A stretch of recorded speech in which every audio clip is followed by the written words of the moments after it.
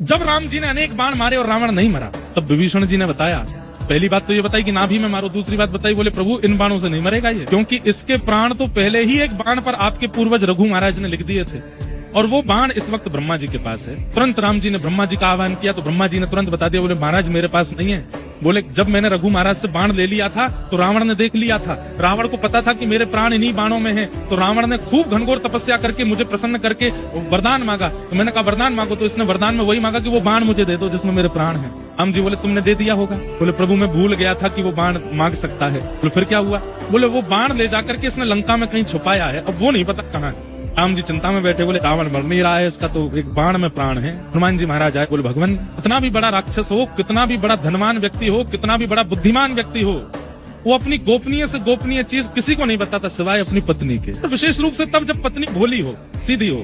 हनुमान जी महाराज की बुद्धि की पराकाष्ठा हनुमान चालीसा में सब बोलते हैं, उनसे बुद्धि विवेक की कामना हम लोग करते हैं, उन जैसा बुद्धिमान कौन होगा। उन्होंने कहा, बोले प्रभु हो ना हो, रावण पूरी लंका में अपने प्राण जिसमें बसे होंगे वो कहीं और नहीं, अपनी पत्नी के पास ही कहीं रखा होगा, आप कृपा करें तो मैं जाके लेके आऊं। बोले जाओ। तो हनुमान जी ने एक बटुक ब्राह्मण का रूप बनाया, पहुंच गए मंदोदरी के पास। अब मंदोदरी तो रो रही थी, रो करके बस प्रार्थना कर रही थी, हे महादेव मेरे पति की रक्षा करो, मैंने सुना है इतने बाण राम जी ने चला दिए, अभी तक तो सब ठीक है, कृपा करके मेरे पति की रक्षा करो। इतने में ही हनुमान जी आ गए ब्राह्मण का रूप धारण करके। मंदोदरी के पास जैसे ही पहुंचे तो ब्राह्मण देख करके और चरण पकड़े, हे विप्र देवता आप मेरे पतिदेव को आशीष दीजिए ना, उनका बाल बांका ना हो, ये राम जी तो भगवान है, ये उसको उनको मार ही देंगे, मेरा सुहाग चला जाएगा, कृपा कीजिए ना। देवी तुम क्यों रोती हो? अरे तुम भूल गई क्या? हनुमान जी ऐसे बात कर रहे हैं जैसे इनको सब पता है। तुम भूल गई क्या? क्या?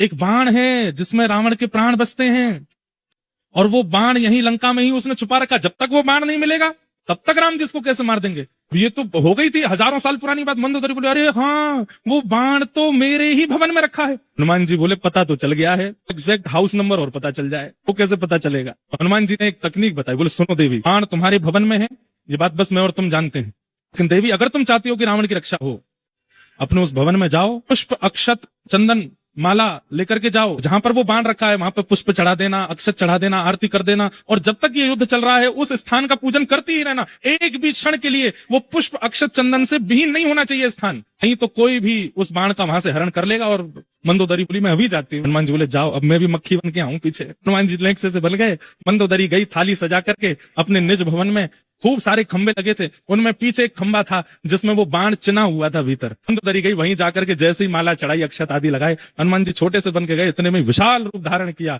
और एक मुष्टिक प्रहार करके खंभ भेदन करके भीतर से बाण निकाला, लेकर के सीधे राम जी के पास गए, जाके चरणों में अर्पित कर दिया, लीजिए प्रभु मार दीजिए। तब राम जी ने अंतिम बाण धारण करके जैसे ही रावण में मारा, वध हो गया।